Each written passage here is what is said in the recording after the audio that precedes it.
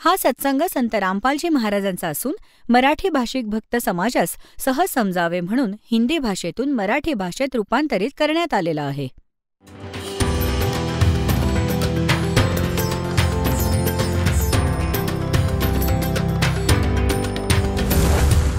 और ज्ञान सब ज्ञान डी कबीर ज्ञान सो ज्ञान और जैसे घोड़ा तोब कायम करता चले मैदान.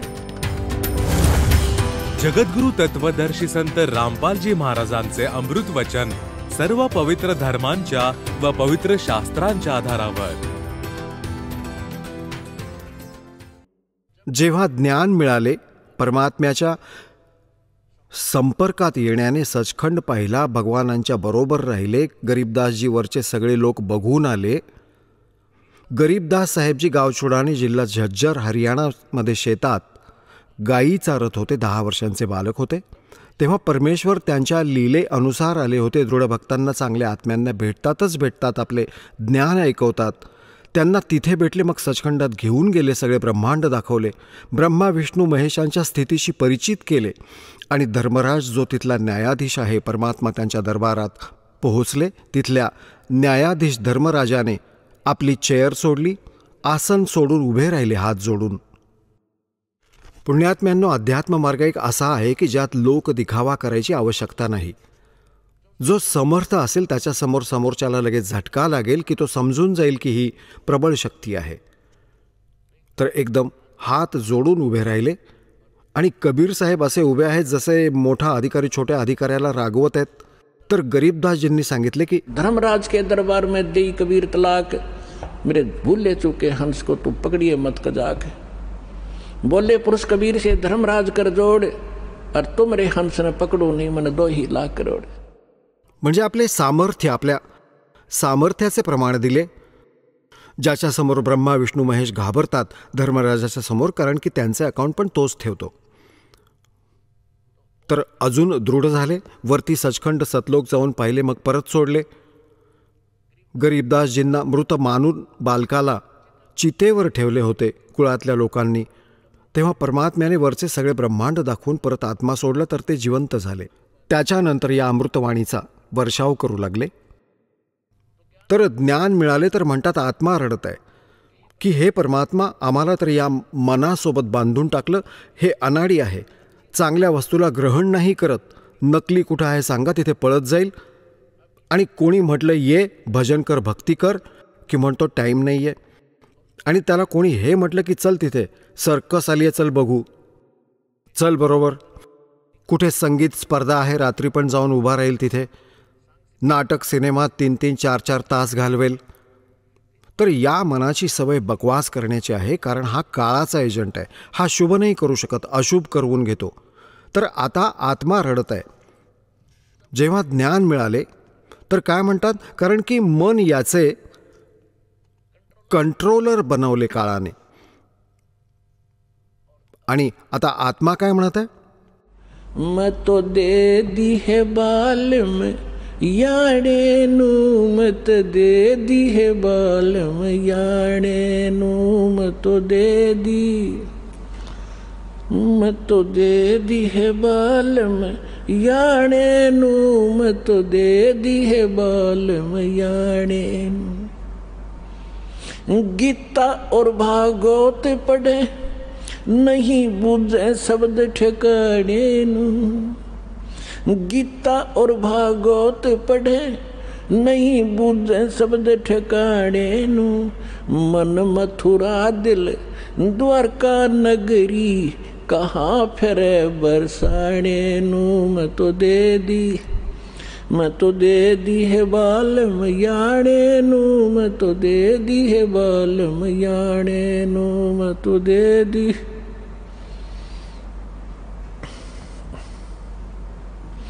जब फुरमान धनी का आवे, को राखे घर जाने नू.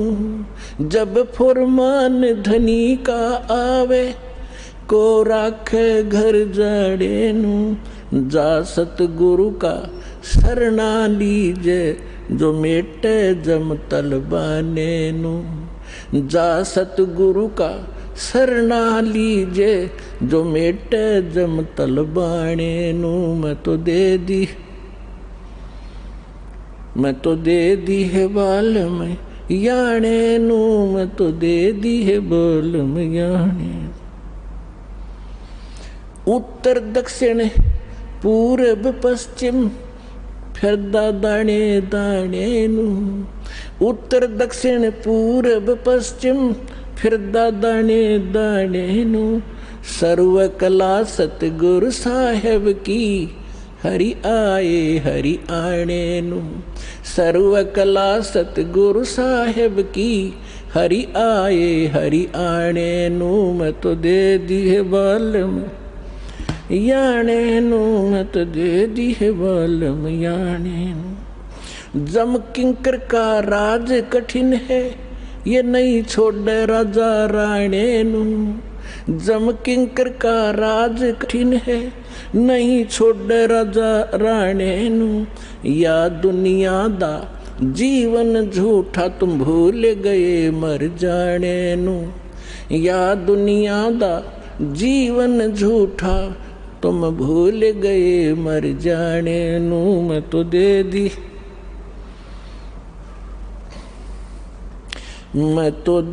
दी है बालम याने नू मैं तो दे दी है बालम याने नू।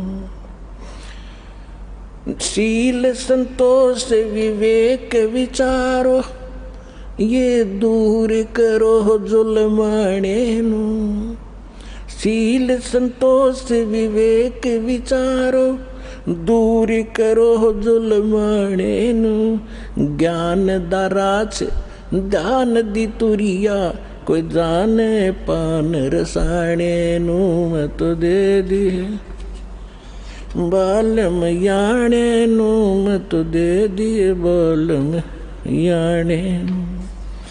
महल कपाट सतगुरु ने खोले अमी महारस खाने नू। महल कपाट सतगुरु ने खोले अमी महारस खाने नू। गरीब दास सुन भंवर उड़ावे गगन मंडल रम जाने नू मैं तो दे दी याने नू मैं तो दे दी है बालम याने। आता काय सांगतात आदरणीय गरीबदास साहेबजी परमात्म्याकडून प्राप्त ज्ञानाला आपल्यासाठी कसे ऐकवत आहेत, कसे सांगितले त्यांनी. आत्मा म्हणत आहे जेव्हा ज्ञान मिळाले तर गरीबदासजी म्हणतात मैं तो दे दी बाल याणे नो. याणा म्हणजे बालक, बालबुद्धीचा माणूस, अजाण, बिलकुल छोट्या बुद्धीचा. जसे बालकाची बुद्धी ज्या स्तराची असते तर आमच्या ऋषी महर्षींची अशा स्तराची बुद्धी होती, कारण हे सगळे काळाच्या अधीन होते. तर काय सांगतात, गीता और भागवत पढ़े ना बुझे शब्द ठिकाने नु. गीता और भागवत पढ़े नहीं बुझे शब्द ठिकाने नु. मन मथुरा दिल द्वारका नगरी कहाँ फिरे बरसाने नु.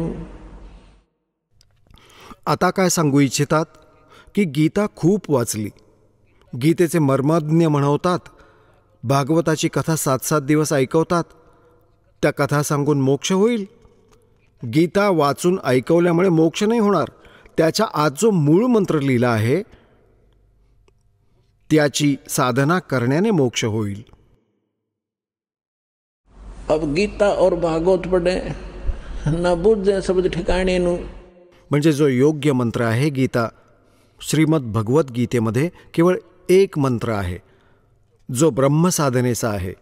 8व्या अध्यायाच्या 13व्या श्लोकात गीता ज्ञानदाता हा ब्रह्म आहे, क्षरपुरुष हा काळ आहे, ज्योत निरंजन, 21 ब्रह्मांडांचा प्रभू, ब्रह्मा विष्णू महेश यांचा पिता आहे, श्रीकृष्णजींच्या आत प्रवेश करून बोलत आहे. हा असेच उलट सुलट करत राहतो. हा म्हणतो 4थ्या अध्यायाच्या 5व्या व 9व्या श्लोकात म्हणतो, अर्जुन तुझे व माझे खूप जन्म होऊन गेले आहेत, हे तू नाही जाणत, मी जाणतो. आणि माझे जन्म व कर्म अलौकिक आहेत, अद्भुत आहेत. तर हा समोर नाही येत. याने शपथ घेतली आहे, प्रतिज्ञा केली आहे की मी कधीही कोणालाही माझ्या ओरिजिनल रूपात दर्शन देणार नाही. तर हा काय करतो, कोणात प्रवेश करून प्रेताप्रमाणे जे काय करायचे करवून घ्यायचे ते त्यांच्याद्वारे करवून घेतो आणि पाप त्यांच्या माथी मारतो. तर इथे काय म्हणत आहे तो, तर गीता अध्याय नंबर 8च्या श्लोक नंबर 13 मध्ये म्हटलंय की माझे एक ओम अक्षर आहे. ओम इति एकाक्षरम ब्रह्म व्याहरण माम अनुस्मरण आणि यप प्रयाती त्यजन देहम स याती परमाम गतीम. माझा केवळ एक ओम मंत्र आहे, नथिंग एल्स. आणि जो या ओम नामाचा जप शेवटच्या श्वासापर्यंत, शरीर सोडेपर्यंत स्मरण करत सोडता नाही स्मरण करत जातो, तर ओमने मिळणारी परमगती म्हणजे ब्रह्मलोकाची प्राप्ती करू शकतो. गीता अध्याय नंबर 17च्या श्लोक नंबर 23 मध्ये परत याने स्पष्ट केले आहे की त्या सच्चिदानंद घनब्रह्मच्या भक्तीचे मला ज्ञान नाहीये, परंतु सांकेतिक सांगतो तो 3 मंत्रांचा जप आहे. ओम तत्सत इति निर्देशः ब्रह्मणे त्रिविधः स्मृतः. तर त्याला मिळवण्याचा हा 3 मंत्रांचा जप आहे. तर इथे गरीबदासजी समजावू इच्छितात, गीता और भागवत पढ़े न बुद्ध शब्द ठिकाणे म्हणजे जो योग्य मंत्र आहे. तर गीतेचा पाठ करतात आणि पूर्णतः कंठस्थ करतात पूर्णच्या पूर्ण अध्याय, आणि जप करतात हरे कृष्ण कृष्ण कृष्ण हरे हरे, राधे राधे श्याम मिलादे. काय गोष्ट झाली. मग गीता कशासाठी वाचत आहात तुम्ही? तर इथे परमात्मा म्हणत असायचे, मोती मुक्ता दर्शत नाही ये जग है सब अंदरे, दिखत के तनैन चश्म इनका फेरा मोतिया बंदरे. कोणाला मोतीबिंदूचा आजार झालाय डोळ्यात, डोळा छान स्वच्छ दिसतो जसे त्याला खूप छान दिसत असेल, पण त्याला दिसत काही नाहीये. तर असेच विद्वान होते, संस्कृतचे सगळ्या ग्रंथांना कंठस्थ पाठ करून ठेवत असत, परंतु त्यात लिहिलं काय आहे, त्यात मार्गदर्शन काय आहे त्यांना कख पण माहीत नव्हते. म्हणून परमात्म्याने म्हटले आहे की दिखत के तन्नैन चश्म दिख विद्वान इनका फेरा मोतिया बंदरे. गीतेमध्ये काय लिहिलं आहे की ओम नामाचा जप कर आणि काही नाही बकवास सोडून दे. 9व्या अध्यायाच्या 25व्या श्लोकात गीताजीमध्ये म्हटलंय की भूत पूजणारा भूत बनेल आणि पितर पूजणारा पितरांना प्राप्त होईल, पितर बनेल. देवतांना पूजणारा देवतांच्या लोकामध्ये जाईल, त्यांचा सेवक बनून राहील आणि माझा पुजारी मला प्राप्त होईल. आणि त्या परमात्म्याची भक्ती कोणी संत सांगेल 4व्या अध्यायाच्या 34व्या श्लोकात सांगितलंय. तर हे श्राद्ध पण मना करून ठेवलंय. भूतपूजा हे श्राद्ध पूजा आहे, पितरपूजा आहे. आणि आपले देवता आपले गुरु हेच करून घेत आहेत आपल्याकडून, सगळ्या भूतांची पूजा करून घेऊन भूत बनवले. आता परमात्म्याने सूक्ष्म वेदात सांगितलं आहे की राम रमय सो राम है, देव रमय सो देव, और भूत रमय सो भूत है, सुनो सकल सुरभेव. आणि यांनी आपल्याला हीच साधना सांगून आपल्या पूर्वजांना मातीत मिळवले. आता काय सांगू इच्छितात की गीता और भागवत पढ़े न बुद्ध शब्द ठिकाणे नु, और मन मथुरा दिल द्वारका नगरी कहा फिर बरसाणे नु. बघा काय ढेकळं वाहून घेतली आहेत आपल्याकडून. काय म्हणतात, मथुरेला कशासाठी जातात की भगवान श्रीकृष्णाच्या इथे धूळ, पायांची धूळ इथे पडलेली होती आणि तिथे जाण्याने मोक्ष होईल. गोवर्धन पर्वताला भगवानाने उचलले होते, त्याची परिक्रमा करा, गिरिराजची मोक्ष होईल. भल्या माणसांनो, आधी हा तर विचार करा की गोवर्धन गिरिराजला कशासाठी उचललं होतं श्रीकृष्णजींनी. ते श्रीकृष्णजींनी म्हटलं होतं की या देवतांची पूजा सोडून द्या, एका भगवानाची भक्ती करा, जसे श्रीकृष्णजींना ज्ञान होते. आणि मग इवन देवतांचे राजा इंद्र यांची पण भक्ती बंद करून टाकली, त्याने पूजन करायचे ते बंद केले.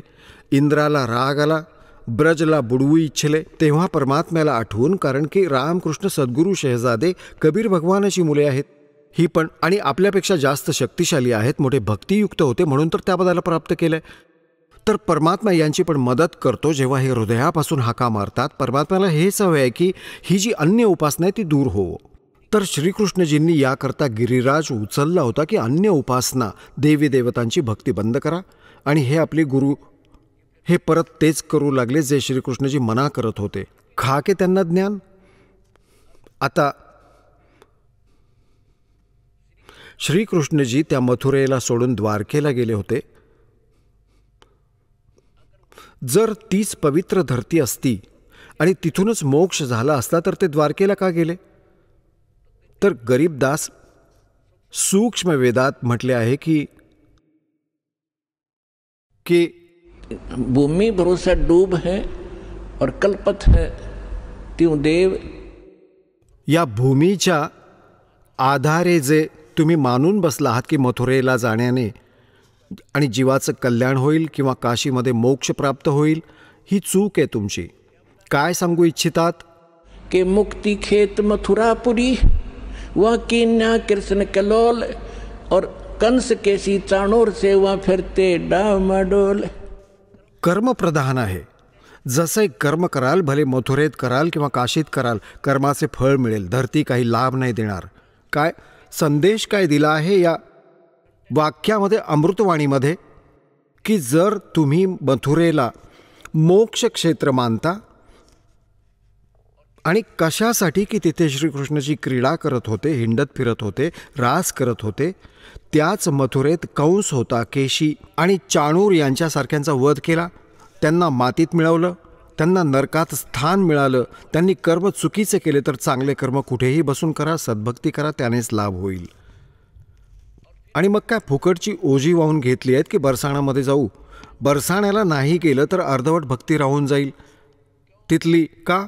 कारण की राधाजी बरसाण्याची मुलगी होती आणि श्रीकृष्णजींची प्रेमिका होती. आता तिथले लोक, जे बरसाण्याचे लोक इतके भ्रमित आहेत, ते काय म्हणतात? एकमेकांना रामराम पण नाही म्हणत.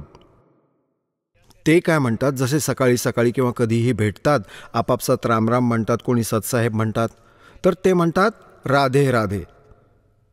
तर समोरचा म्हणेल हां बाबा राधे राधे. ते राम पण विसरले, राधे आणि त्या गावातल्या मुलीची पूजा करू लागले. बघा काय फुकटची ओझी वाहून घेतली. राधे राधे श्याम मिला दे. ते बरसाणामध्ये शिफारस करून घ्यायला जातात राधेची की कृष्ण भेटू दे. कृष्णाला भेटून काय मोठे साध्य होणार आहे? आहात तुम्ही जन्ममृत्यूमध्येच. तर पुण्यात्म्यांनो, या काळाच्या दूतांनी 9 मण सुताचा गुंता करून ठेवलाय अज्ञानाने, आणि या दासाची ड्युटी लावली परमात्म्याने खरे सांगायची. एका वेळेस तर सर्वांना दुःख होते, परंतु नंतर खूप आनंद होतो.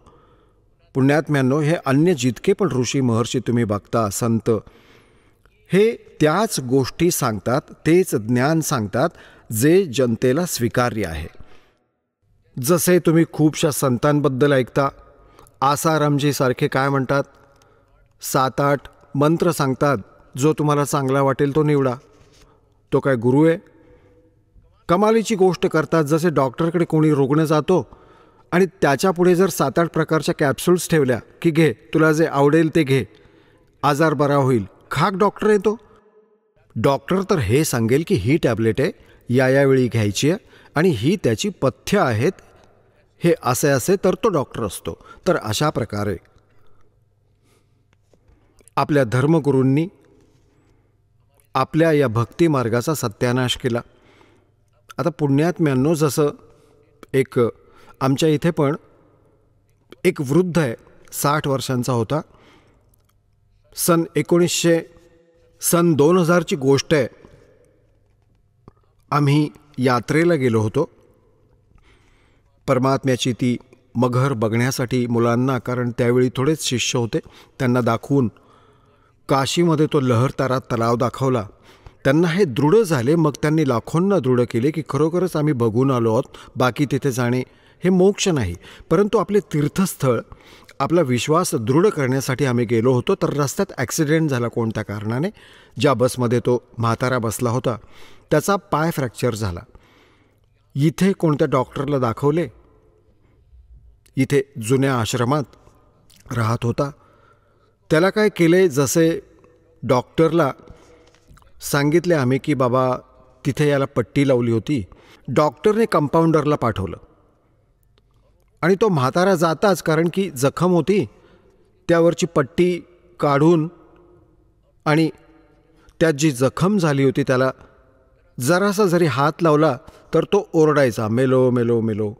तर कंपाऊंडर काय करायचा, त्याच्यावर थोडंसं औषध शिंपडून लावायचा आणि पट्टी बांधायचा आणि रोजचे 20 रुपये घ्यायचा. 5-7 त्याचे असतील, 2-4 अजून 5-10 डॉक्टरचे असतील. त्यातले. तर 1 महिना झाला, वेदना जशाच्या तशा. ओरडायचा म्हातारा. तर एक असेच कोणी आमच्या इथे सेवक राहत होता, त्याचा एक मित्र डॉक्टर होता, तो त्याच्याकडे गेला. त्याने आधी पण पाहिलं होतं की म्हाताऱ्याला इजा झाली आहे. म्हटलं की होय, फ्रॅक्चर झालं आहे. त्या दिवशी 1 आठवडा 10 दिवसांनंतर त्याने परत विचारलं, काय म्हातारा ठीक झाला? तर त्या भक्ताने सांगितलं की ठीक अजून झाला नाही आहे. तर त्याने म्हटलं चल मी बघतो. त्याने जाऊन पाहिलं, ती पट्टी काढली, त्यात पू भरलेला आणि इतका मोठा सुजलेला. तर त्याने म्हटलं याने तर सत्यानाश केला बाबा, कोण आहे असा डॉक्टर? हे तर पू बाहेर काढल्यानंतरच होईल. तो मोटरसायकलवरून आपल्या स्कूटरवरून त्याच्या घरी गेला, तिथून सगळे ट्रीटमेंटचे सामान घेऊन आला आणि ती पट्टी फाडून आणि त्याचा पू काढला. म्हातारा रडला वाईट प्रकारे, हाय मी मेलो, हाय मी मेलो. तो म्हणू लागला, बाबाजी थोडा वेळ दुखेल मग ठीक होईल. ही वेदना 5 मिनिटाची आहे, मग पूर्ण आराम मिळेल, नाहीतर पाय कापला गेला असता तुझा. असा जुलूम केला या नालायकाने. तर पुण्यात्म्यांनो, त्याने साफ करून औषध लावलं, पेनकिलर औषध गोळी दिली. 3ऱ्या दिवशी जखम भरली म्हाताऱ्याची आणि 1 आठवड्यात पूर्णतः चालू लागला, ठीक झाला. तर हे जे नीम हकीम आहेत, ते जे म्हणतात की समाज नाराज होईल, श्राद्धाला मना करत आहे, देवदेवतांच्या पूजेला मना करत आहे, सगळे विरोधी होतील, जरूर होऊ दे. हे ते जे आहेत नीम हकीम, हे फक्त हा विचार करतात की हे नाराज नाही झाले पाहिजेत, भलेही त्यांचा नाश होवो. आणि दास आहे सर्जन, 1 वेळा वेदना होईल परंतु सदाचे सुख होईल पूर्ण मानव समाजाला, आणि याला करूनच दाखवणार.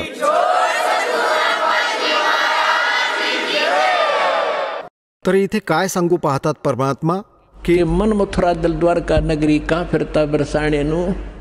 या मनाने आणि मन साफ करून भक्ती कर, खऱ्या परमात्म्याची सत्साधना कर. कुठे बरसाण्यामध्ये भटकत आहे? मग काय सांगतात की जब फरमान धनी का आवे को राखे घर जानेनु. जा सतगुरु का शरणा लीजे जो मेटे जम तलबानेनु. मैं तो दे दी है बालम यानेनु. मैं तो दे दी है बालम याने. आता काय सांगितले आहे गरीबदास साहेबजींनी की ज्यावेळी तुमच्या प्रारब्धामध्ये तुमच्या नशिबानुसार जेव्हा तुमचा मृत्यू असेल आणि यमाचे दूत तुम्हाला घ्यायला येतील, तर कोणी नाही थांबवू शकत त्यांना. मासा घटे ना तेल बधे विदना लिखे जो लेख. तर कसे? आता इथे काय सांगू इच्छितात की जर तुमच्या मृत्यूची वेळ आली आणि जरी तुम्ही 30 वर्षांचे, 40 वर्षांचे, 50 वर्षांचे असाल, 10 वर्षांचे असाल, 2 वर्षांचे असाल, 4 वर्षांचे असाल, तरी तुमचा मृत्यू होणारच होणार. मग काय सांगतात कि जा सतगुरु का शरणा लीजे जो मेटे जम तलबानेनु.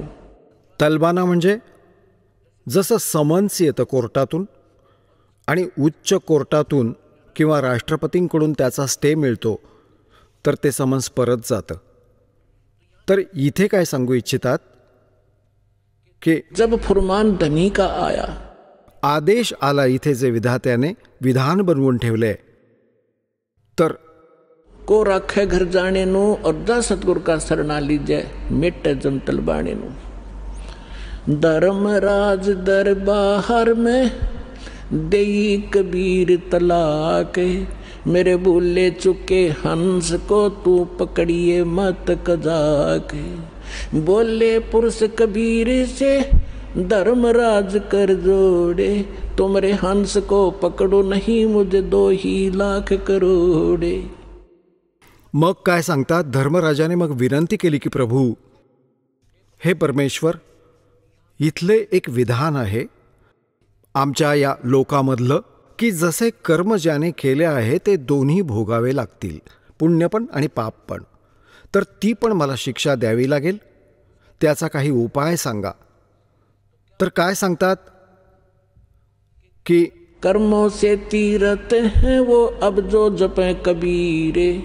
उनको तो पकड़ना पड़ेगा और जड़नी पड़े जंजीरे. ती तर माझ्या हातातली गोष्ट नाही, हे विधान आहे परमात्मा. तर परमात्मा कबीरजींनी म्हटले की कर्म भरम ब्रह्मांड के मैं पल में कर होने से, जिन हमरी दो ही दी सो करो हमारे पेसे. म्हणतात, हे कर्म भ्रम, तू इथे यांना मिसगाईड करून जुलूम करत आहेस तू. ये कर्म भरम ब्रह्मांड के मैं पल में कर दो नेस. यावर काट मारीन, याला संपवून टाकीन. आणि ज्यांनी मला पुकारले वो करो हमारे पेस. त्याचे अकाउंट पण नको घेऊस तू. तर हे ज्ञान दास ऐकवतच राहतो. परमात्म्याची अमरवाणी आहे. हे काही ऐऱ्यागैऱ्याचं गीत नाही आहे. खऱ्या परमेश्वराने सांगितलेले खरे विधान आहे आणि हे जसेच्या तसे आहे. परमात्म्याने म्हटले की जो हे म्हणेल माझ्याकडे, तुझ्याकडे येऊन मी परमेश्वर कबीरजींचा भक्त आहे, त्याचे अकाउंट पण नको घेऊस, जो माझा सत्साधक आहे. आणि कोणत्या चुकीने तू घेऊन आला असशील तर माझ्याकडे पाठवून दे. करो हमारे पेस. एक भक्त सांगत होता की मी स्वप्नात रात्री झोपलो होतो आणि 2 भयंकर असे आले आणि मला म्हणू लागले की चल तू. मी उठून चालू लागलो त्यांच्याबरोबर आणि जेव्हा पोहोचलो ना, एक मोठीशी बिल्डिंग दिसत होती. तिच्याजवळ गेल्यावर मी विचारलं, बाबा कुठे घेऊन जात आहात तुम्ही मला? ते म्हणू लागले, आम्ही तुला धर्मराजाकडे घेऊन जाऊ आणि तिथे तुझा लेखाजोखा असेल आणि मग त्यानंतर जसा आदेश असेल तुझे पुढचे आम्ही मग नंतर सांगू. तर म्हणू लागला, तुम्ही यमाचे दूत आहात? म्हटले, हो, यमाचे दूत आहोत आम्ही. तर त्याला ती गोष्ट आठवली की आपण ज्ञानात ऐकले आहे, गुरुजी सांगतात परमात्मा कबीरजींच्या भक्ताला आणि यमाचे दूत नाही पकडू शकत. तर मी त्यांच्याबरोबर भांडू लागलो, मारामारी, की तुम्ही मला नाही घेऊन जाऊ शकत, सोडा. तर भरपूर वेळ त्यांचे व माझे भांडण झाले. तर मी सांगितले की मी कबीर परमेश्वरांची भक्ती करतो, खऱ्या सद्गुरूंच्या शरणात आहे, तर तुम्ही कसे घेऊन जाऊ शकता? आणि नाहीतर विचारा तुमच्या त्याला ज्याच्याकडे घेऊन जात आहात. तर त्यांनी पाहिले की मोठ्या दृढतेने बोलत आहे. त्यातल्या एकाने म्हटले की तू इथे उभा राहा, मी माहिती करून घेऊन येतो.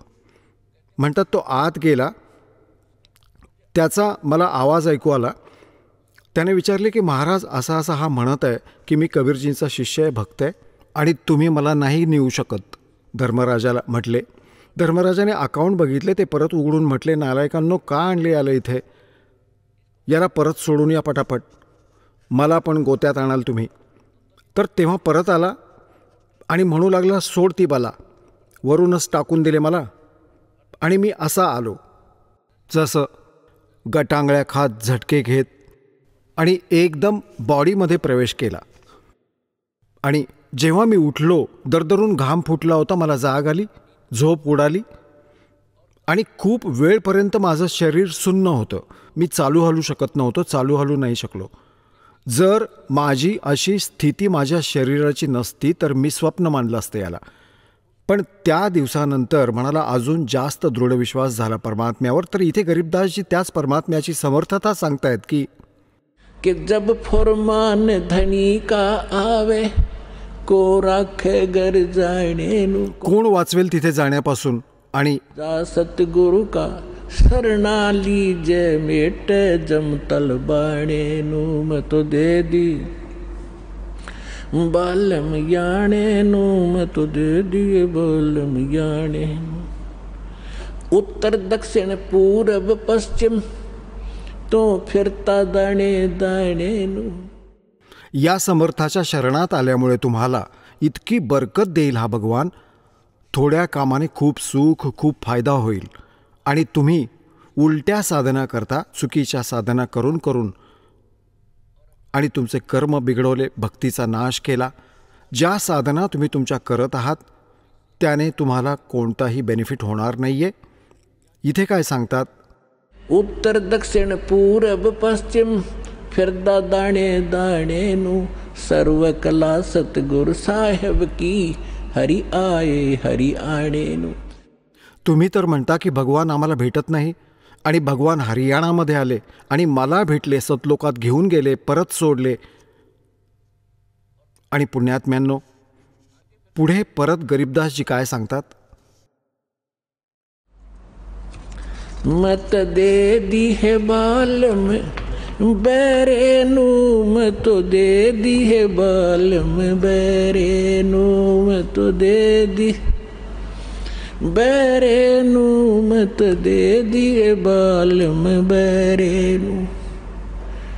संसारी दी गल्लां चिने ना बूझे शब्द जो गहरे नू, संसारी दी गल्लां चिने नहीं बूझे शब्द जो गहरे नू। ये मुर्दों से ती प्रीत लगावे न जाने सतगुरु मेरे नू, मुर्दों से ती प्रीत लगावे न जाने सतगुरु मेरे नू। मैं तो दे दी है बालम बैरे नू, मत दे दी है बालम बैरे नू। श्वेत छतर सिर मुकुट बिराजे देखत न उस चेहरे नू, श्वेत छतर सिर मुकुट विराजे देखत न उस चेहरे नू। ऊंची थड़ियां खेती बोवे ये भूल गए नज डरे नू, ऊंची थड़ियां खेती बोवे ये भूल गए नज डरे नू। मैं तो दे दी बैरे नू, मैं तो दे दी है बालम बैरे नू, मैं तो दे दी बैरे नू, मैं तो दे दी है बालम बैरे नू। ये संसार समझदा नहीं कहंदा शाम दोपहरे नू, ये संसार समझदा नहीं कहंदा शाम दोपहरे नू। गरीब दास ये वक्त जात है रोओगे इस पैरे नू, गरीब दास ये वक्त जात है रोओगे इस पैरे नू। मैं तो दे दी है बालम बैरे नू, मत दे दी है बालम बैरे नू। ऊंची थलियां खेती बोए ये भूल गए हैं नज डरे नू, ऊंची थलियां खेती बोए ये भूल गए नज डरे नू। गरीब दास ये वक्त जात है रोओगे इस पैरे नू, गरीब दास ये वक्त जात है रोओगे इस पैरे नू। मैं तो दे दी बैरे नू, मत दे दी है बालम बैरे। आता यात काय सांगू इच्छिले आहे परमात्म्याच्या ज्ञानाला गरीबदास साहेबजींनी? की जर तुम्ही कोणत्या मित्राला, बहीण भावाला किंवा अजून कोणत्या जवळच्या संपर्कातील कोणाला काही सांगू पाहाल या ज्ञानाच्या विषयी, तो बिलकुल ऐकायला तयार नसेल, कारण की मन आहे त्याच्या आत प्रभावी आहे, जड आहे मन. आणि त्याच व्यक्तीला कोणी हे म्हणेल, कुठे चाललास भावा, की मी जातोय अमरनाथला, आणि त्याला हे म्हटले की केदारनाथ जाण्याने खूप फायदा होतो, तर विचारेल कधी जाणारेस, मला पण घेऊन चल. No objection. कोणी सोमवारचे व्रत ठेवतो, तर कोणी त्याला हे म्हटलं की शुक्रवारचं व्रत मोठं बेनिफिट देतं, अच्छा सांग कसं करायचं असतं, लगेच तयार होतो. तर इथे परमात्मा म्हणतात, मत दे दी बालम बैरे नू, और संसारी दी गल्लां चिने. सामान्य व्यक्ती जे सांगेल ते मानतात, ना बुझे शब्द गहरे नू. या सखोल ज्ञानाला नाही विचारू इच्छित, ना समजून घेऊ इच्छितो. तर काय सांगतात, संसारी दी गल्लां चिने नहीं बुझे शब्द जो गहरे नू. ये मुर्दों से ती प्रीत लगावे न जाने सतगुरु मेरे नू. आता जसे प्रत्येक गावात कोणत्या तलावाच्या इथे किंवा अन्य स्थानावर कोणी संत साधक मेला, मृत्यूला प्राप्त झाला, त्याचा पुतळा बनवला, तिथे डोके टेकू लागले सगळे पूर्ण गावच्या गाव, आणि असं म्हणतात आमची तर वडलोपार्जित पूजा आहे ही. अरे काही विवेक तर ठेवा. बघा, जसे ठीक आहे ते संत चांगले असतील जे आजपर्यंत पूज्य आहेत, परंतु त्यावेळी जे त्यांच्या जिवंत असण्याच्या काळात त्यांच्या जसा पण तो संत होता, जशी पण भक्ती साधना होती त्याच्याजवळ, तर त्याने त्यावेळी तर लाभ मिळू शकत होता जेव्हा तो वर्तमानात होता. आता तर जसा त्याचा महिमा तसे ठीक आदर करत राहा, परंतु मोक्ष बिलकुल नाही, लाभ नाही मिळणार. जसे कोणी डॉक्टर आहे, वैद्य आहे, आणि तो खूप चांगला वैद्य होता आणि खूप चांगले औषध देत होता, आजार बरा करत होता, ठीक आहे. तर त्यावेळी जे त्याच्या संपर्कात आले त्यांना तो लाभ मिळाला. त्याचा मृत्यू झाला, मृत्यूनंतर त्याचा पुतळा बनवला, आणि मग तिथे आपण कोणी जाऊ त्या वैद्याला हे म्हणायला की वैद्यजी मला मलेरिया झाला, औषध सांगा. तिथे वैद्याची मूर्ती आणि आशीर्वाद ते काम नाही करू शकत जे ओरिजिनल जिवंतपणी करत होता. तर ही चूक आपली आत्तापर्यंत होत होती, आता सुधारेल. तर काय म्हणतात, मुर्दों से ती प्रीत लगावे, ना बूझे शब्द जो गहरे नु. मुर्दों से ती प्रीत लगावे, ना जाने सतगुरु मेरे नु. मैं तो दे दी है बालम बेरे नु, मैं तो दे दी है बालम बेरे नु. मग काय म्हणतात, श्वेत छतर सिर मुकुट विराजे. निराकार निराकारचा ढोल वाजत होते. म्हणतात त्या शुभ्र घुमटावर, उंच शिखरावर घुमट आहे जिथे परमात्म्याचे निजधाम आहे. तिथे खूप मोठा सुंदर महाल आहे परमात्म्याचा, खूप सुंदर घुमट टाईप आहे. त्याच्यात परमात्मा विराजमान आहेत. सिंहासनावर डोक्यावर मुकुट आहे आणि वरती श्वेत छत्र परमात्म्यांवर लावलेलं आहे. श्वेत छतर सिर मुकुट विराजे, देखत ना उस चेहरे नु. श्वेत छतर सिर मुकुट विराजे, देखत ना उस चेहरे नु. ऊंची थलियां खेती बोवें ये भूल गए निज डेरे नु. ऊंची थलियां खेती बोवें ये भूल गए निज डेरे नु. आता काय सांगू इच्छितात की परमात्मा साकार आहे, मनुष्य सदृश्य आहे. सगळ्या ग्रंथातून दासाने प्रमाणित केले तुमच्या समक्ष. आणि ज्या महापुरुषांना भगवान भेटले, सचखंडाला घेऊन गेले आपल्या निजस्थानावर, मग त्यांना परत सोडले. त्यांनी आपल्या अमृतवाणीमध्ये ॲफिडेव्हिट देऊन ठेवले, कोण आहे भगवान, कुठे राहतो, कसा चेहरा आहे आणि काय नाव आहे त्यांचे. तर या सगळ्या प्रमाणांनी तुम्हाला सिद्ध होईल की कोण आहे भगवान आणि कशी लीला करतात ते मालक. तर इथे काय सांगतात की तुम्ही जी साधना करत आहात, अन्य देवी देवतांची, पूर्ण परमात्म्याची भक्ती न करता कोणत्याही ब्रह्मची, क्षरपुरुषाची, अक्षरपुरुषाची, ब्रह्मा विष्णू महेशची किंवा दुर्गा किंवा निरंजनची, तर ही तर अशी साधना आहे जसे कोणी शेतकरी उंच स्थानावर, डोंगर माथ्यावर, पूर्वी पावसावर आधारित होता सगळा मानव समाज, आणि त्यावेळी गरीबदासजींनी, ते पण शेतकरी होते गरीबदासजी, जाट ग्रुपमध्ये जाट जातीचे होते, आणि आपल्या तिथले जे सोबती शेतकरी होते त्यांना पण समजवायचे होते. यासाठी सांगत आहोत की जी मी भक्ती करत आहे ज्या भगवानाची, त्याची साधना न करता तुम्ही अन्य जी साधना करत आहात ती अशी आहे, जसे उंच डोंगर माथ्यावर, उंच स्थानावर बी पेरले, शेती केली,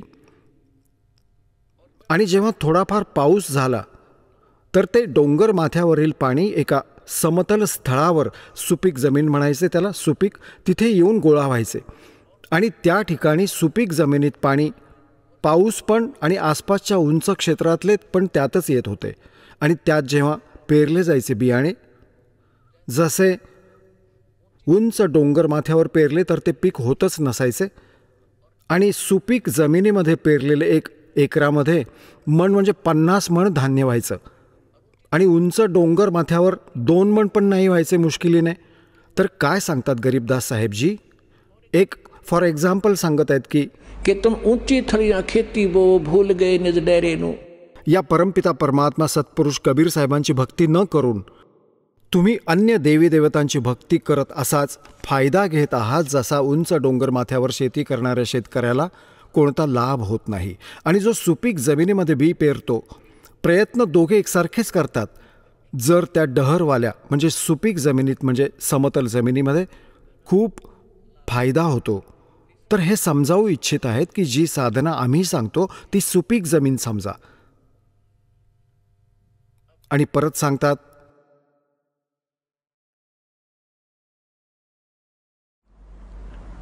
गोता मारूं स्वर्ग में जा बैठूं पाताले, गरीबदास ढूंढता फेरूं अपने हीरे मोती लाल।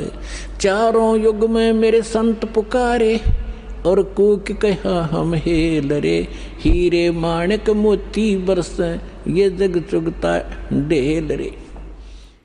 आता परमात्मा कबीरजींकडून प्राप्त ज्ञानाचे कसे विश्लेषण करत आहेत गरीबदासजी. कबीर साहेब सांगत आहेत की 4ही युगात मी आलो, चांगल्या आत्म्यांना भेटलो, त्यांना तत्वज्ञान व यथार्थ स्थानाशी परिचित केले, सद्भक्तीशी परिचित केले. आणि चारों युग में संत पुकारे और कूक कहा हम हेल रे, हीरे माणिक मोती बरसे ये जग चुगता ढेल रे. आम्ही तत्वज्ञान आणि यथार्थ सत्साधनारूपी हिरे मोती माणिक पसरत आहोत. आणि तुम्ही या ज्ञानाशी परिचित नसल्यामुळे हे दडलेले हिरे माणिक मोती यांना ग्रहण न करता दगडगोटे अन्य उपासनारूपी दगडगोटे गोळा करत आहात, जे तुम्हाला नंतर कोणताही फायदा नाही देणार. त्यालाच इथे प्रमाणित करत आहेत.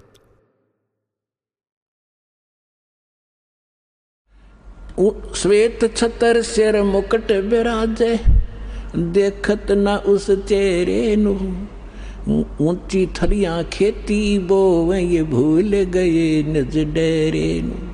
पर भी लेन जात है दुनिया, हमरा ज्ञान किन्हे ना सुनिया. आता एक प्रश्न आला यात के संसारी दी गल्ला चिन्ह ना बुझे सब जुगैरे नु. एक बहीण आली. एका बहिणीने आमची दीक्षा घेतली होती.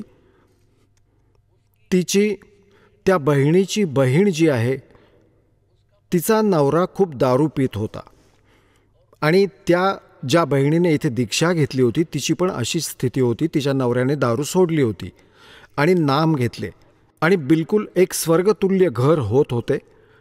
तर तिच्या बहिणीचे तिथे येणे झाले, जिने दीक्षा कोण्या दुसऱ्याकडून घेतली होती, कोणत्या दुसऱ्या पंथांकडून, आणि सोबत दुसरी साधना पण करत होती. आपल्या ज्या परंपरागत प्रचलित. तिचा नवरा दारू पीत होता, खूप मारत असायचा, कधी गल्लीत पण उभा करायचा रात्री दारूच्या नशेत. आणि मी बाहेर उभी राहायची, कडी लावून आत पडून झोपून जायचा. सकाळी दारू उतरली की उघडायचा कडी. इतकी दुःखी आहे मी. तर त्या बहिणीने सांगितले की तू माझ्या गुरुजींकडे चल, तिथे नाम घे आणि तुझा नवरा पण दारू सोडेल. तर ती बहीण तिच्या बहिणीसोबत आमच्याकडे आली करोंथा आश्रमात. तेव्हा थोडेसे शिष्य होते. आम्ही बाहेर बसत असायचो सगळे. 10, 20, 50, 100 भक्त येत असायचे दिवसभरात मोठ्या मुश्किलीने. 10, 20. तर मी विचारले, ताई कुठून आलीस? तर तिने सांगितलं माझी सिस्टर आहे आणि तिचा नवरा खूप दारू पितो आणि रोज मारतो तिला. तिचे वाईट हाल करून ठेवलेत आणि नोकरी करतो. 1 4 आणे घरी नाही देत, सगळ्याची पितो, मुले पण उपाशी राहतात अनेकदा. तर मी म्हटले की ताई मग दीक्षा घ्यावी लागेल तुम्हाला.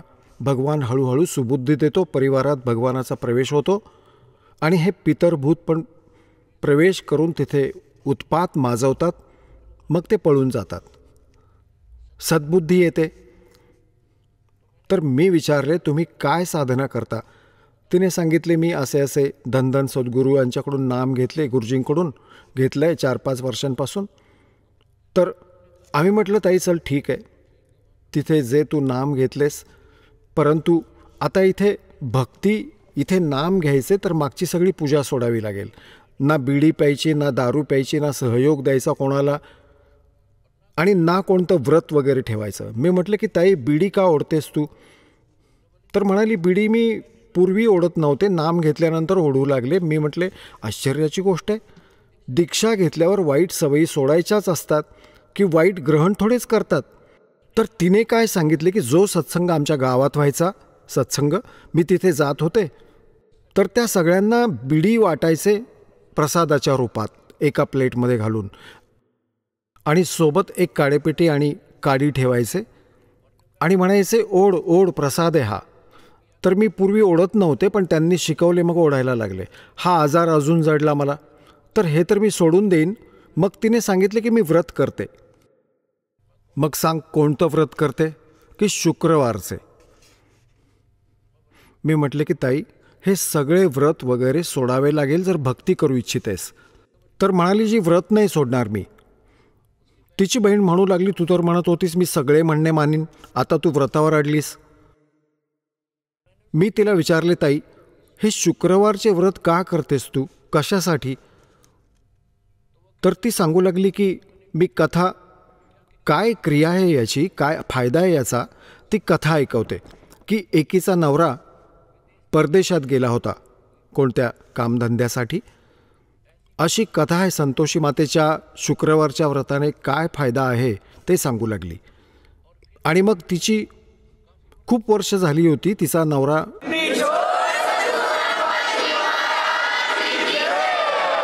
चला आता आपण त्या श्रद्धाळूंचे अनुभव जाणून घेऊया ज्यांनी जगद्गुरू तत्वदर्शी संत रामपालजी महाराज यांच्याकडून दीक्षा प्राप्त केलेली आहे, तसेच त्यांच्याद्वारे सांगितलेल्या भक्ती मार्गावर चालत आहेत. नमस्कार.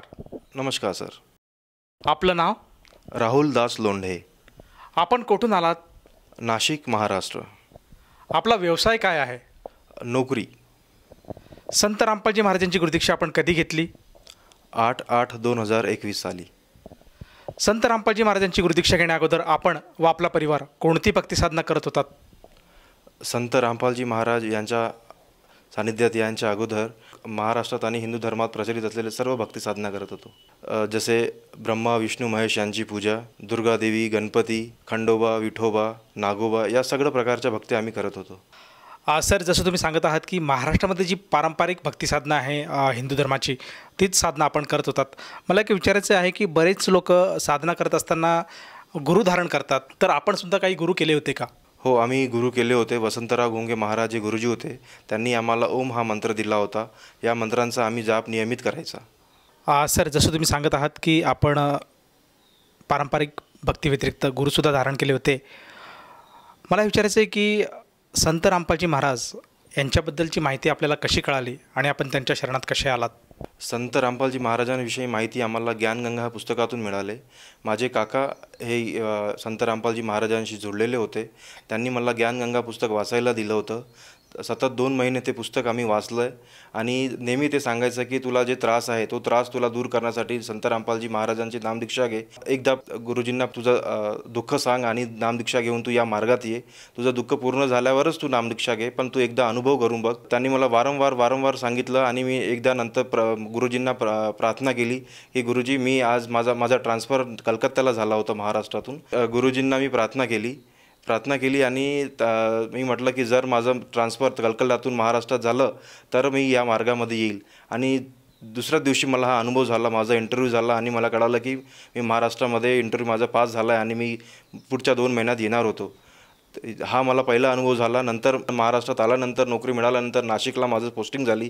नाशिकला पोस्टिंग झाल्यानंतर मी ज्ञानगंगा हे पुस्तक नियमित वाचायचो. नंतर मी नामदीक्षेचा नंबर घेतला. नंबर घेऊन मी नामदीक्षा घेतली.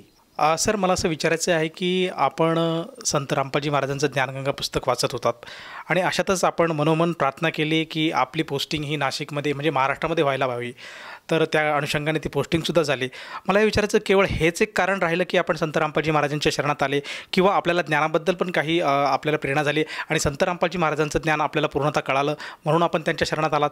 हो सर, मला आधीपासून या मार्गामध्ये असल्यामुळे बरेचसे ज्ञान मला होतं. माझ्या घरी ज्या परंपरा पूजा चालायच्या त्या पूजेमध्ये तुकाराम महाराजांचे अभंग, ज्ञानेश्वर महाराजांचे पसायदान या सगळ्या गोष्टी मी यांचं वाचन करत होतो, यांना अनुभवत होतो. पण याचा महाराजांनी सांगितलेला अभंगाचा अर्थ कोणी समजावून सांगितलेला नाही, पसायदानाचा अर्थ कोणी सांगितलेला नाही.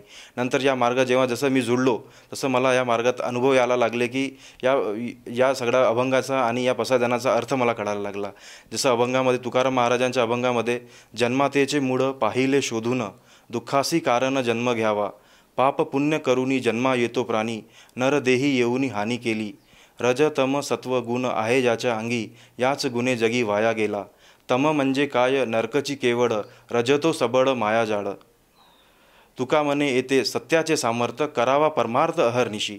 या अभंगाचा मला अर्थ कधी कळलेला नव्हता किंवा कोणी सांगितलेला नव्हता.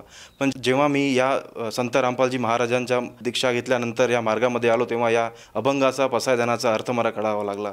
ज्याप्रमाणे संत ज्ञानेश्वर महाराज माऊली म्हणायचे, भजी जो आदी पुरुषी अखंडित, तो अखंडित पुरुष कोण आहे ते मला संत रामपालजी महाराज यांच्या सानिध्यात आल्यानंतर कळाले.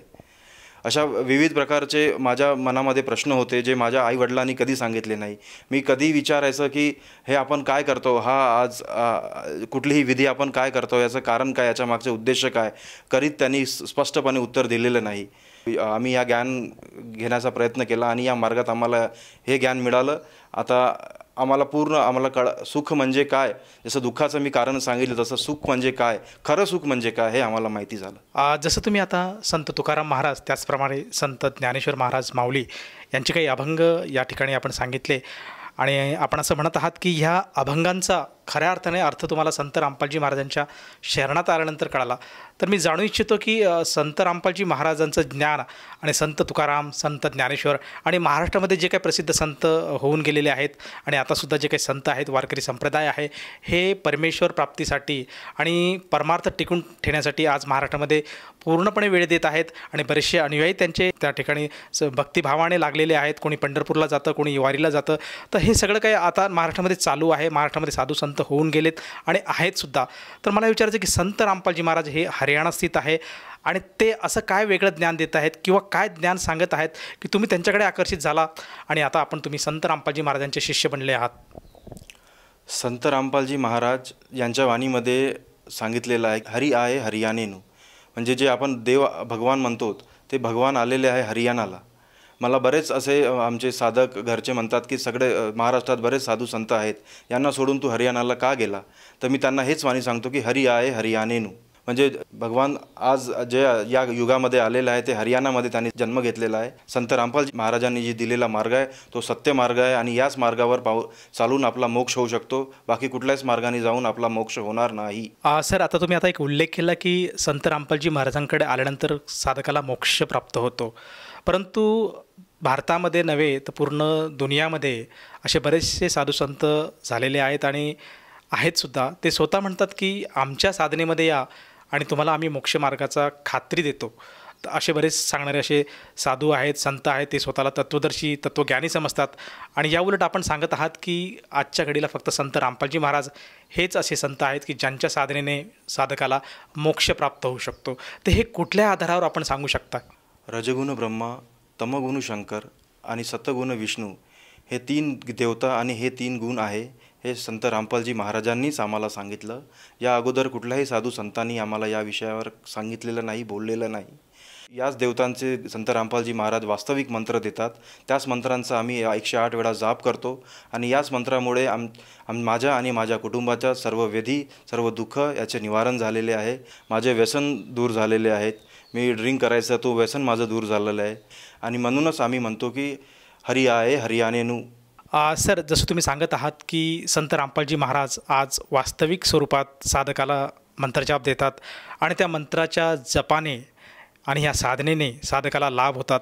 तर आपल्यालासुद्धा या साधनेमुळे स्वतःला आणि आपल्या कुटुंबाला काय काय अनुभव आलेत किंवा काय काय आपल्याला लाभ प्राप्त झालेत? सर, संत रामपालजी महाराजांनी दिलेल्या भक्ती साधनेमुळे माझे व्यसन दूर झाले. मी ड्रिंक करायचो, माझं ड्रिंकची सवय मोडल्या गेली. मी सिगारेट ओढायचो, सिगारेट बंद झाली. जवळपास मागील 10 वर्षापासून मला दारू पिण्याचे व्यसन होते. ते व्यसन मी या मार्गात आल्यानंतर सुटले गेले. जसे मला कुठल्याही प्रसंगात आनंद निर्माण झाला तर मी पिण्यासाठी जायचं, कुठलं दुःख झालं तरी पिण्यासाठी जायचं. त्यामुळे माझी आर्थिक स्थितीसुद्धा खराब झालेली होती. माझ्याकडे कुठलाही पैसा खिशामध्ये राहायचा नाही. नंतर या व्यसनमुळे माझ्या शरीरावर जे परिणाम झालेले होते, माझा गुडघ्याचा त्रास, माझा कमरेचा त्रास हा वाढत गेला होता. माझं वजन वाढत गेलेलं होतं. कुठलंही शारीरिक काम करताना मला थकवा जाणवायचा, मला इच्छा व्हायची नाही, मला करूशा वाटायचं नाही काही. पण या मार्गात आल्यानंतर, हे व्यसन सुटल्यानंतर, संत रामपालजी महाराजांचा उपदेश घेतल्यानंतर माझं सगळं व्याधी दूर झालं, माझं व्यसन दूर झालं. मी अक्षरशः शाळेमधून मिळालेल्या स्कॉलरशिपमधनं पैसे खर्च करून दारू प्यायची, सिगरेट ओढायचो. पण हे पूर्णपणे बंद झालं. कुठलाही पगार झाला, पाणी झाला तर लगेच पहिल्या दिवशी जाऊन दारू पिणे आणि आनंद साजरा करणे, खाणे, सगळ्या गोष्टी करायचो. पण आता ते सगळं पूर्णपणे बंद झालं. माझ्या शरीरामध्ये बरेच व्याधी होत्या. मला पाठीचा त्रास खूप होता, माझा गुडघ्याचा त्रास होता, तो पूर्णपणे बंद झाला. त्या व्यतिरिक्त असे छोटे छोटे भरपूर लाभ मला होत असतात दैनंदिन जीवनामध्ये. जेव्हा कुठलाही त्रास किंवा कुठलाही अनुभव मला येतो की आता हे काम माझ्याच्याने होणार नाही, तेव्हा मी परमेश्वर संत रामपालजी महाराजांची नाम घेतो आणि त्या प्रसंगाला सामोरं जातो आणि तो प्रसंग पूर्णपणे पार करून मी समोर जातो. संत रामपालजी महाराजांच्या भक्ती साधनेमध्ये आल्यानंतर माझा परिवारामध्ये जो दारू पिण्यामुळे परिणाम झाला होता तो परिणाम पूर्णपणे दूर झाला. आता माझा कुटुंब आणि मी दोघे सुखी आनंदात राहतोय. या भक्तीमुळे मला हा लाभ झाला आहे आणि असे अनेक लाभ मला दैनंदिन जीवनात होत असतात. सर, जसं तुम्ही सांगत आहात की संत रामपालजी महाराजांच्या शरणात आल्यानंतर आपल्याला असलेलं जे व्यसन आहे हे पूर्णपणे दूर झालं. त्याचप्रमाणे जे काही शारीरिक व्याधी होत्या त्यातून सुद्धा आपण सुखरूप बाहेर आलात आणि आता एक सुखी आणि समाधानी असं आयुष्य आपण आपल्या कुटुंबाबरोबर व्यतीत करतात. तर आपल्या ह्या अनुभवातून आज समाजामध्ये बरेचसे लोक असे आहेत की जे व्यसनाधीन आहेत, दुःखी आहेत आणि त्यांना व्यसनापासून मुक्त व्हायचं आहे. त्यासाठी ते बरेचसे प्रयत्न करतात, डॉक्टरांचं उपचार घेतात, त्याचप्रमाणे कुठल्या भक्ताकडे जातात, देवी देवतांकडे जातात, साधू संतांकडे जातात, परंतु त्याच्या पदरामध्ये फक्त नैराश्यच येत आहेत, त्यातून त्यांची सुटका होत नाही. तर अशा सर्वांसाठी, त्याचप्रमाणे तुमचे जे काही सहकारी मित्र असतील, त्या आप्तेष्ट आहेत, नातलग आहे आणि जो भक्त समुदाय आज TV चॅनलच्या माध्यमातून तुम्हाला बघतोय, या सर्वांना उद्देशून तुम्ही आपल्या अनुभवातून काय संदेश द्याल? माझ्या सगळ्या जगत बांधवांना संदेश आहे की त्यांनी संत रामपालजी महाराज यांचा सत्संग बघावा. सत्संग यांच्या विविध चॅनलवर सत्संग येतात, सत्संग बघावा. सोशल प्लॅटफॉर्मवर त्यांची बरेच सत्संग येतात, त्यांचे व्हिडिओ क्लिप्स येतात, ते बघावे. त्यांचे लिखित पुस्तके ज्ञानगंगा, जिज्ञासा मार्ग हे वाचावे आणि आपलं कल्याण करून घ्यावे. सर, जसं तुम्ही सांगत आहात की संत रामपालजी महाराजांचं ज्ञान हे आज सोशल मीडियाच्या प्रत्येक प्लॅटफॉर्मवर उपलब्ध आहेत. यूट्यूब म्हणा, फेसबुक म्हणा, इंस्टाग्राम म्हणा, या सगळ्या सोशल मीडियाच्या प्लॅटफॉर्मवर संत रामपालजी महाराजांचं ज्ञान सहज उपलब्ध आहेत. त्याचप्रमाणे संत रामपालजी महाराजांचे सत्संग विविध चॅनलवर प्रसारित होत असतात आणि त्या ठिकाणून जो श्रोता आहे ते संत रामपालजी महाराजांचं ज्ञान ग्रहण करू शकतो आणि संत रामपालजी महाराजांची सद्भक्ती स्वीकारू शकतो. तर ह्या भावनेतनं एखाद्याला जाणवलं की आपणसुद्धा संत रामपालजी महाराजांची ज्ञानदीक्षा घ्यायला काही एक हरकत नाही, तर ती व्यक्ती संत रामपालजी महाराजांचं ज्ञान किंवा त्यांची गुरुदीक्षा कशी घेऊ शकेल? संत रामपालजी महाराज यांची गुरुदीक्षा घेण्यासाठी जे विविध चॅनलवर सत्संग येतात त्या सत्संगाचा खाली एक पट्टी चालते, त्यावर नंबर येतात. त्या नंबरवर तुम्ही कॉल करू शकता आणि आपल्या नजदीकच्या नामदान सेंटरवर जाऊन नामदीक्षा घेऊ शकतात. या व्यतिरिक्त फेसबुक, ट्विटर आणि बरेच सोशल मीडिया आहेत ज्यावर त्यांचे इंटरव्ह्यूज येतात. त्यांचे ज्ञानगंगा पुस्तक प्रचार करताना भक्त दिसतात. त्या खाली तुम्हाला नंबर्स मिळतील. त्या नंबरवरून तुम्ही नामदान सेंटरवरून कॉल करून नामदीक्षा घेऊ शकतात. सर, मला विचारायचं की या नामदीक्षेसाठी त्या साधकाला किती पैसे मोजावे लागतात? संत रामपालजी महाराजांची नामदीक्षा घेण्यासाठी तुम्हाला कुठलाही खर्च लागणार नाही. या व्यतिरिक्त ज्या साधनेसाठी जे सामुग्री दिल्या जाते ते पूर्णपणे मोफत, फुकट, फ्री ऑफ कॉस्ट दिल्या जाईल.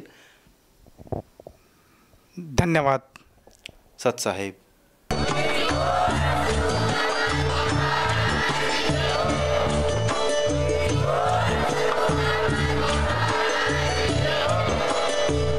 आपण ऐकत होता जगद्गुरु तत्वदर्शी संत रामपालजी महाराज यांचे मंगल प्रवचन, ज्यांच्या शुभ आशीर्वादाने संपूर्ण विश्वामध्ये 500 पेक्षा जास्त नामदीक्षा केंद्र आहेत, जिथे निशुल्क नामदीक्षा दिली जाते. निशुल्क नामदीक्षा प्राप्त करण्यासाठी आणि अधिक माहितीसाठी संपर्क करा 7030303951 7030303952. अद्वितीय आध्यात्मिक ज्ञान वाचण्यासाठी, पाहण्यासाठी आणि ऐकण्यासाठी संत रामपालजी महाराज ॲप अवश्य डाउनलोड करा किंवा आमची वेबसाईट www.jagadgururampalji.org वर विजिट करा. आम्हाला सोशल मीडियावर फॉलो करा. सर्व पवित्र धर्मांच्या पवित्र शास्त्रांवर आधारित प्रमाणित अनमोल पुस्तक ज्ञानगंगा किंवा जगण्याचा मार्ग यापैकी कोणतेही एक पुस्तक निशुल्क मागवण्यासाठी आपण आम्हाला आपले पूर्ण नाव, पूर्ण पत्ता, पिनकोड आणि फोन नंबरसह लिहून 7030303951 किंवा 7030303952 या नंबरवर SMS करू शकता किंवा 7030303950 या नंबरवर व्हॉट्सअप देखील करू शकता.